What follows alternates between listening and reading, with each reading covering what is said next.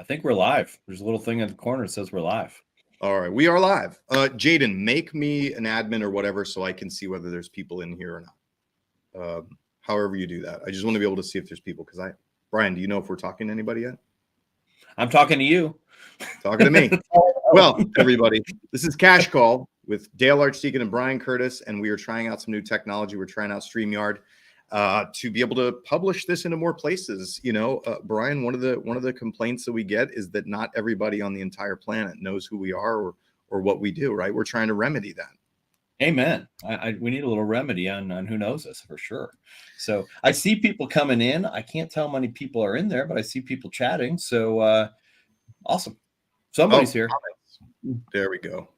Yeah, I had to click on comments. There we go. Bruce Schneider's here. There we go. As long as Bruce and Sarah are here, we're doing okay. We're doing awesome.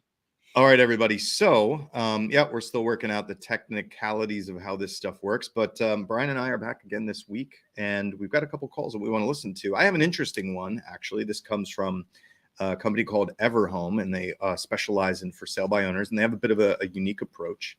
And so they uploaded a call, and I'm going to play that today. So, you know, awesome. Playing through it just to give you guys a sense of what they do and how they approach it, I think is the best way to do it because it's a little bit different than what, you know, it's kind of close to a script that we use for sale by owners, but their company really focuses on kind of having a different model for sale by owners. So let me go ahead and see if I can play that without crashing any satellites today, Brian. Excellent. Excellent. No big balloons flying overhead or anything like that. No big balloons. And by the way, if you guys, you know, sometimes we solicit questions. We always want to solicit questions.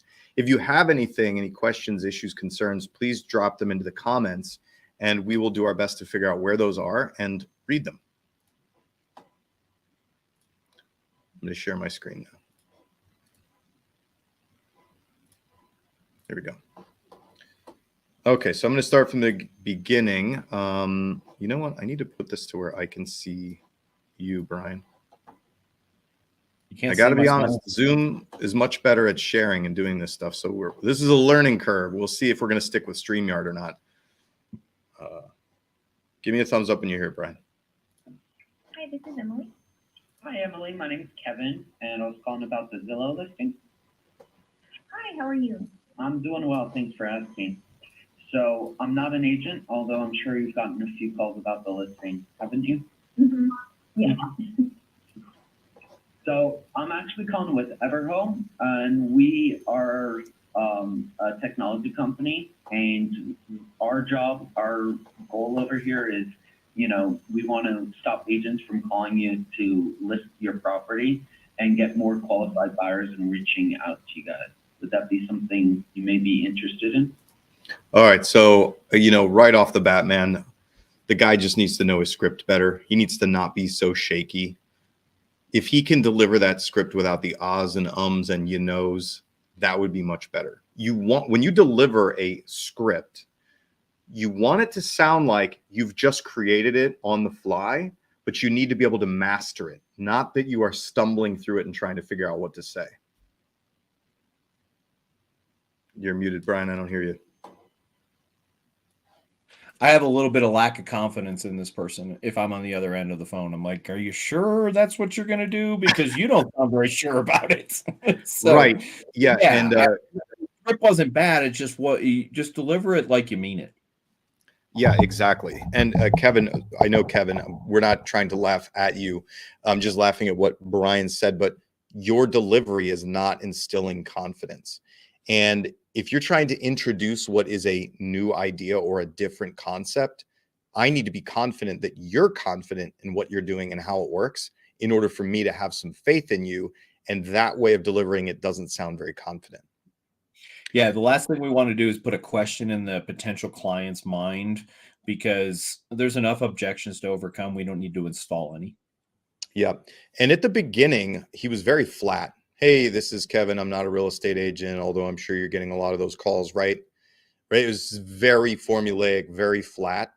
And if you're going to do something like that, you need to moderate your pitch more. Hey, Brian, this is Dale Archdeacon. Listen, I'm not a real estate agent and I'm not calling to list your property. You've probably gotten a lot of those calls already, have you? right? So just moderate it, play a little bit more with it. You need to move your tone and inflection up and down, and it can't be so flat. Then when you go into the second part, which is, hey, we're Everhome, and this is how, we have a system that we use that helps prevent real estate agents from calling you to list your property. Is that something you would enjoy or something you would be interested in? Then you can be more straightforward and without the ahs and ums, and that will instill more confidence. Completely agreed. And I love the way you said it, because here's the thing about scripts. Like I'm not going to name the company that I was a part of at one point in time, but there was a big class that they used to run, and you would hear agents basically reading the script off, and all of the FSBOs and expireds were really pissed off by the time I called them, because a new agent who didn't understand how to moderate, didn't understand that, 38% of communication is not the words you say, but how you say the words. And, and it's very interesting that people go, well, I read the script and no one liked me. Well, of course you sounded like you were reading the script, and that's why nobody liked you. And I think it's worse now than ever before. Like, I'm not saying we don't need to be professional, but what we need to be more than professional, honestly, is personable. And, and to do that, I can't pay attention to three things at a time. Maybe other people can, but I can't. So if I know my script, then then I can pay attention to my inflection and my tone and my moderation of my voice. So step one is learn the script, so you don't have to worry about what you're going to say. You can worry about how you're going to say it. Yeah, absolutely. That's important. All right. So I want to listen to a little bit more of this. I have some more feedback for Kevin here. And by the way, everybody, I don't know where you're seeing this. If we can drop the link for you guys to upload calls that we can play live on the show, please do. Jaden, if you can figure out where to put that, that'd be great. And again, everybody, we're figuring out how to use StreamYard instead of using Zoom. So bear with us. Probably not at this time. We are not really struggling with them trying to list my house. We have had quite a few showings, so we're trying to just close as soon as possible. Oh, okay. I mean, would you be interested in assistance with the closing process? All right. So he just went straight for another pitch, right? Or a close. He just went straight for another close, which is, would you be interested in help with the closing process? I think that he needs to build a little bit more rapport before he does that. She just gave us a piece of information to work with, which is we've had quite a few showings. Great. Talk about the showings she's had. Get her to talk about how that's going. Ideally, she might reveal a pain point to you that you can then work around, versus closing in the absence of rapport and in the absence of any pain point on her part. Agreed. At the end of the day, he didn't do enough discovery to find out that. And I think a lot of people do that. And here's a great way to look at that. If you're struggling with the same thing that Kevin struggled with on this call, is what question can I ask to make them talk? So, because ultimately, hey, I've had a bunch of showings. That's not the issue. Oh, cool. So what kind of feedback have you guys been getting on your showings? Mm-hmm. Yep. It's the next you call it next logical steps. And I agree with that. What's the next logical question? Then I talked about showings. The next logical question is about showings. And right. Especially if you don't know where to go, this was a perfect opportunity to say, oh, perfect. What kind of feedback have you guys been getting? Yeah. And then let her talk.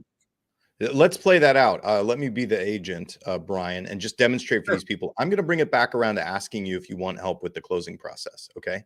So let's go with your question. You've just said, hey, yeah, we've had a lot of showings. That's not the issue. We've been having a lot of showings. Oh, that's great, Brian. What kind of feedback are you getting on the showings? It seems like people have liked the house. I want to say we've had 7 or 8 showings. Overall, we're getting pretty positive feedback. We're excited to get it actually closed. But yeah, we've gotten a lot of good comments. People seem to like the large living room and the big backyard. Yeah, it's been pretty good. That's excellent, Brian. I'm really glad to hear that. Has anybody been ready to or talked about making you an offer on the property formally, a written one? One of the people mentioned that they might, but haven't heard back from them. So we're kind of crossing our fingers on that one. Yeah, no, well, I do hope it works out for you, honestly. So do you have a process that you plan to go through to deal with written offers and then the closing process after that? I mean, we're going to look at the offer, and if one's high enough, I think we're going to take it. I don't know where else to go with that. I mean, we're just gonna, if we get an offer that's acceptable, we'll take it. If we get an offer that's not, then we'll probably, we'll probably ask them to come up to where we need to be, some kind of process like that. As far as the closing, we thought we would probably just call the closing company that we used when we bought this house 3 years ago. Okay, great. Now, I've asked Brian 3 questions, everybody, okay? We asked, what's the feedback? Has anybody wanted to write an offer? And what's your plan around the closing process? Those 3 questions just teed me up to where I could now pitch Brian on the closing, because I've turned the conversation to what he's going to do. And I've also discovered he really doesn't have much of a plan. I'm going to, based on what he said, I could ask him one more question, which might be something like, oh, got it, Brian. So tell me what you know about the closing process once you do accept an offer, right? So that could be the 4th question that I ask that could really help me position this conversation with this person to where now I can make a logical pitch and close to him around the closing process, versus what we heard here, which is, no, that's not my problem. Here's one good thing that's going for us. And then this person immediately went to, oh, well, can I close you for this thing instead? And we missed everything that I just did with those 4 potential questions in terms of setting up the conversation. Yeah, and it's funny because I think this, Dale. We role play about 2 hours before this call with my team every Wednesday, and one of the things that I see people doing is that they've done a good job of becoming more educated on the market and how to answer those questions, but they have a tendency to go into telling instead of selling, and that's in essence what I think Kevin has done here. He didn't find the pain point. He didn't find I mean, there's a pain point that they don't have a closing process, and I guess you could close with that. But getting deeper is where we're missing it. And I think we all got spoiled. I don't know how else to say that. I think we all got spoiled in 2021. And the only question you had to ask was, when are you available?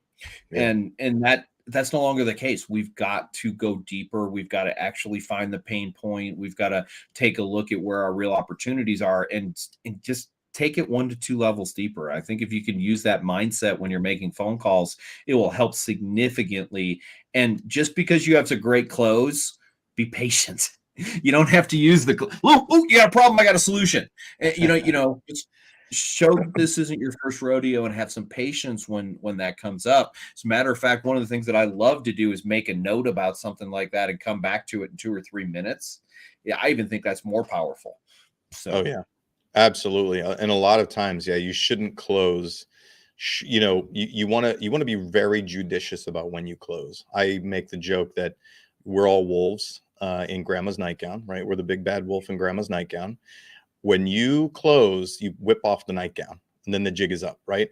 Wait, you're that big bad wolf who wants to eat me. I see it. Now I see it, right? Mm-hmm. So you just want to be judicious about when you close, because it then colors the conversation that you're having.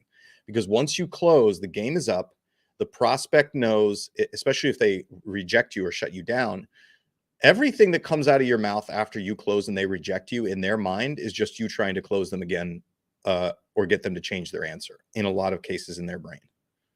Yeah, absolutely. And, there's a lot of sales that's not true. But in our sales, you kind of do get one chance to close. My rule in sales before I was in general real estate was to close again after someone has told you no. You either have to change the deal. Can't really change the deal. Like, I want to list your house. That's the deal. Like, I can't say I'm going to do something else. Or you have to give them more information. And that one's still a little sketchy because, again, people can go, oh, yeah, you just told me more so you could close again. They're not using that logic in their brain. So, yeah, closing in real estate, it matters, but it needs to be after you've gathered all the information, you've got all the ammo, you've built rapport. It's so important.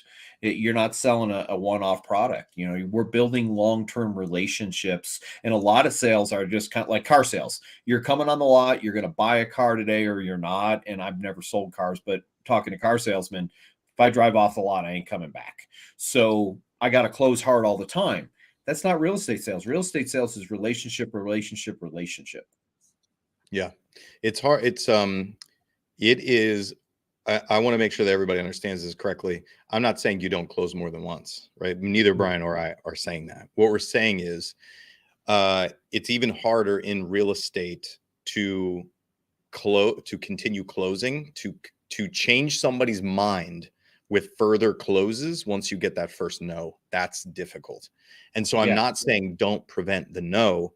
What we're saying is be judicious about when you play your first close with them, because it becomes harder after that to Yeah. get them to reconsider what they've said.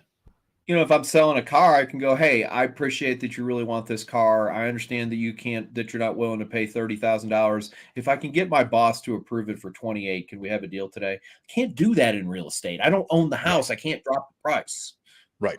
And then proceed to go to the next car. Be like, all right, that one didn't work, but what about this one? Well, how about Right. this one? Yeah. I got this magical car in the back I didn't tell you about. I just forgot about it. It just came in yesterday. You know, Yeah. you can't do that. And hopefully we're not being unethical suggesting that. But my point is we have less tools for negotiation inside that. And I don't know about you, Dale, but I don't want to negotiate my commission. That's not something I'm interested in. So. No. That's the last case, worst case scenario. I'm going to finish the rest of this just to see how he played it out. We actually have someone to help Turn it us up. right now. Well, Okay. What are they? that's as high as it goes, unfortunately, Brian. Did you hear what she said, though? We actually have somebody to help us with that. Okay. He said, can we help you with the closing process? She said, we actually have somebody to help us with that. If you had done the discovery questions that Brian and I talked about, any of the three that I asked, right, or maybe the last 2 or 3, you would have uncovered the fact that they have somebody to help them with that. Okay. Well, also, we don't know what that means to them. And we don't know what that means exactly. And so she might actually not have someone to help her. She just doesn't know what you mean because, again, the closing process, I hate to say it, it's a lingo inside of our industry. Yep, absolutely. Yeah, we don't. You can unpack that. So let's see what he did. Assisting you with the paperwork and negotiation? Yeah. What are they assisting you with? The paperwork and Right now. okay. What are they assisting you with? The paperwork and negotiation? Yeah. Mhm. He offered the answer. Did you hear that? What are they assisting you with? Which is a decent question, but then he filled in the answer and she just yesed it. He said with the paperwork and offers. What you know, that there just kind of shot him in the ass, right? He should have gotten rid of that. Don't give the answer. Do a pure discovery question and figure out what their answer is. Yeah, I had, again, I'll talk about the role play that we did this morning. The guy said, oh, so you want to live in town A, B, or C, for example? And the guy's like, no, I don't want to live in any of those towns. So, you know, it sets you up to be like, okay, you know, and it works out, but patience is the word that I'm looking for here. Ask a question and shut up. Yeah. And let the person answer it. And because here's the thing, if we give them A, B, or C, they'll probably pick A, B, or C, and I didn't learn anything. Yeah, exactly. So he could have just asked, which parts of the process are they helping you with? And then wait to see what she says. Like? Yeah, just, you know, you can be in more informal. Yeah, hey, curiosity, what exactly are they doing for you? And then shut up. There it is. Yeah, and then you're just going to listen to see if there's is there a hole in that answer. Let's see. Let's I just want to see how he ends this. Yeah. And how does that work? What's the payment structure like? Well, he's our attorney, so we pay him by the hour. It's not An attorney. super. It will depend on how many hours we need it for. So, yeah, we're pretty good for now. I mean, we can provide you with assistance with closing for a flat fee of $2,500. I don't think we're interested at this time. Mm-hmm. Okay. Well, can I send you an email with my contact information? Not right now. I will just. You said you're from Everhome? Okay. I appreciate it. All right. So listen, we've all gotten ourselves into these situations, Brian. I know I have, where you're like, oh man, this is not going the way that I wanted it to go. Right. I closed too quick. I filled in their answers. I've painted myself into a corner. I tried to make a lame Hail Mary close with the price and they weren't interested. Right. So here's what I would say. We've all done it, Kevin. Certainly. the most important thing that everybody listening can do is listen to your own damn conversations and do what Brian and I just did, which is unpack that stuff and recognize where it went wrong and how you can strategize better. That's huge. Yeah, and that's really kind of it. Like at the end of the day, Kevin's not far away. Like I don't listen to this phone call and go, dude, you should quit real estate. No, Not even close. Like he has the right he's not- intent. Yeah, and the truth of the matter is, and here's one of the problems that happens in our industry, in my opinion. Some of the time, what he did there will work, and that's what screws us up because it works, and then we go, well, this is the process because it works. No, that was just someone who was very open and easy to get along with and willing to give you all the answers. It doesn't mean you asked the right questions. It doesn't mean that you did good discovery. It's just you had someone who gave you a whole bunch of information and it worked out for you. So understanding when you get lucky, for the lack of a better way to put it, and Kevin didn't get lucky here. Like she shut him down and said, nope, we're good. Thanks. Bye. But sometimes you do. And don't take just the result as the fact that you couldn't make some improvement, I guess is really kind of my point there. Yep. All right. So we have one question. We're getting close to the end of the time here. Doug asked, how do you respond to waiting for prices to come down other than when do you think that is, or how did you decide they are? Great question, Doug. Yes. So there's two parts to this whole waiting for prices to come down, and you have to think about it. One of them is what you asked about, which is why do they think that, or when do they think it will happen, right? The other part of that is motivation, okay? People who honestly have the motivation to buy property, especially if it's one they're going to live in, typically are less sensitive to the price, okay? So do you have the motivation to execute, and do you have the ability to execute? So if you're going to be a homeowner, it could be that you just aren't terribly motivated to do it, or you actually are priced out of the market currently and can't afford it, or you think you can't afford it. Okay, so those are the two things you need to check on.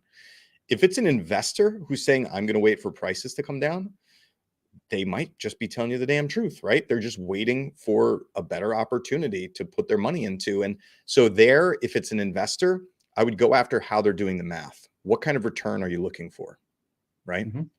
Agreed. Because I'll buy property in any market at any time, so long as I can get a certain amount of return for my investment. Me too. Absolutely. Yep.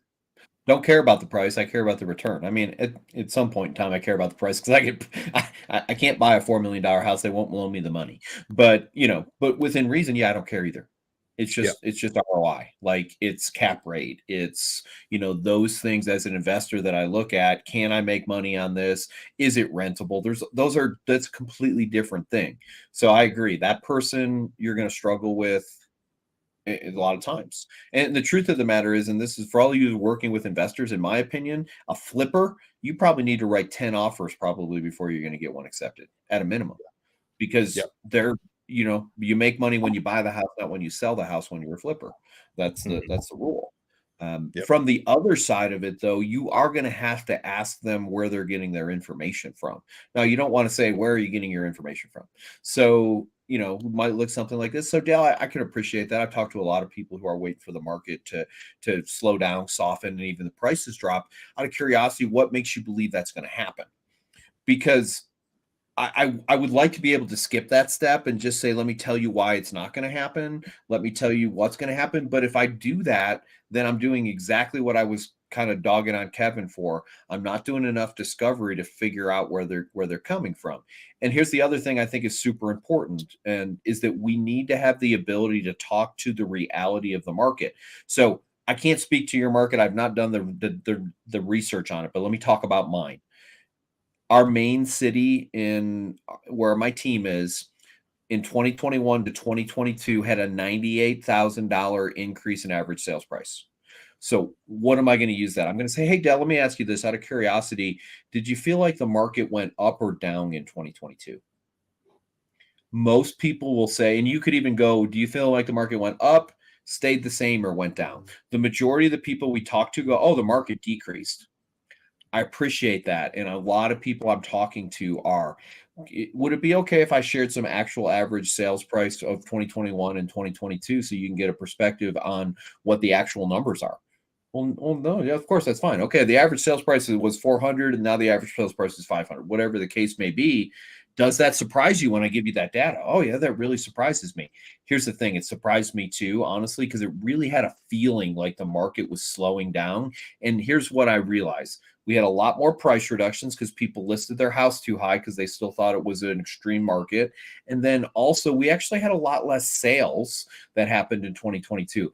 But here's the rest of the story. The average sales price still went up 17.9%. So with all that in mind, and by the way, we're actually have a stronger market in 2023 than we did at the end of 2022. How long are you willing to wait for that market to come down? Or do you feel like with that, some kind of way to go there? So I don't know if you have any other thoughts on that, but that's where I've been going with people. And it feels like it's an effective way to deal with it. Yeah, that is. And you just have to pick you have to pick the right moment to educate, which is what you did, right? You unpack them first and then you educate them. That's important. And then you ask them a question right after that, which is, does that make a difference to you? Would that sway your opinion? Or, if we could, would you, right? You educate them and then close them. If we could find you the right home at a great price, one that checked most of the boxes and you just felt like it was right for your family, would you consider making a move now? Yeah. And the other big one that I think you probably hear this a lot too is people like, I'm waiting for the interest rates to come down. Right. That's the same. It's the same question in a different version. And what I've been doing is asking this question. So Dale, out of curiosity, who do you think benefited the most from the interest rates dropping in 2021? And people say, well, the people who bought houses. I'm like, okay, yeah. And they definitely did, the people who actually won. But there was some disadvantages. And then here's another thing. By the way, did you try and buy a house in 2021? Why? Because we talked about pain points earlier. I want to find out if they tried to buy a house in 20. Oh, yeah, it sucked, Brian. We wrote offers and, we lost on 4 different houses. Heck, we were even writing appraisal gaps, $25,000 over the asking price, all this stuff. And go, great. Let me ask you this. If interest rates went back down like they did in 2021, what do you think would happen? Do you think it would be a regular market or do you think it would be like 2021? Oh, okay. So I'm just going to throw something out there. In my opinion, the people who crushed it in 2021 were not the people who bought houses, not the people who sold houses, the people who we can still see you. Yeah, I know. I'm trying to turn my light back on. There you go. So the people who won in 2021 are the people who refinanced houses. So in other words, they had a 5% interest rate and then they woke up in 2021 at some point in time and refied to a 2.5% interest rate. Guess what? That's the people who are going to win, in my opinion, when the interest rates drop again. So for example, if you were to buy a house in 2023 and the interest rates went down in 2024, would you rather be in a competitive market fighting all those people in multiple offers, or would you rather just refi? Which would make more sense for you? Yep. So it's a long path to walk, and I know I gave a lot of information there, but those are the kind of discussions you're going to have to overcome the interest rate objection and the market crash objection, because you can't just say it ain't going to crash and the interest rates aren't coming down. You can't, you could say that, but there's no persuasion, there's no influence in it. They're going to go, great, Brian, thanks. You just want me to buy a house so you can get a commission. Yeah. And I'd bring it back to the motivation thing. Just make sure they have motivation. Because right now, a lot of you can waste 15 minutes, 20 minutes talking to people, trying to convince them that the market won't crash or that the interest rates won't come down, when at the end of the day, they honestly just don't have the motivation or ability to buy or sell in the first place. And so whenever I get into that kind of pissing contest, I always remember, do you actually want to execute something, right? Do you have a reason to buy or sell, and can you afford to buy or sell? Let me bring it back to that before I waste a lot of time convincing you otherwise. I appreciate that a lot, actually, because I think that's something that people do. Like an agent asked me this morning, like, well, what do I do with this guy who's got a great interest rate and doesn't want to sell his house? I say, you tell him congratulations and you'll follow up with him in 6 months, because I'm not going to convince somebody to go from a 2.5% interest rate to a 6% interest rate to get a 200 square foot house that's bigger, that doesn't do anything more for them. And I think we all want it to be, everyone wants to buy and sell. But the truth of the matter is, if I got a 2.5% interest rate on a house that meets my needs, I'm not going to sell it. Doesn't make sense. Now, when am I going to sell it? Oh, my wife's pregnant and we're about to have twins and there's no room. Now I got some motivation, or my parents got to move in with me, or, you know, we got a 4,000 square foot house and all our kids are moving out next week and we don't need a fourth. You know, you got to have a motivation to do that. And I think we forgot that in 2021, because what you need in 2021 was a pulse. That was basically what we were looking at. And that's not true anymore. You have to have a real reason to move, or it doesn't make sense to move right now. Yep, absolutely. All right, everybody. Do we have any other questions? No, I think that was it. I think we got it all covered. So we have successfully done a cash call on StreamYard. I'd love to. Brian and I will converse and see what we think about this. You didn't get to try the sharing debacle, Brian. So we'll see how that goes next week, I guess. Yeah. So I would say to StreamYard, I think you need to improve your sharing like Zoom does it. But anyway, thanks for joining us, everybody. Come back again next week to see Brian Curtis and Dale Archdeacon pontificate the universe of real estate. Thanks, Dale. Bye.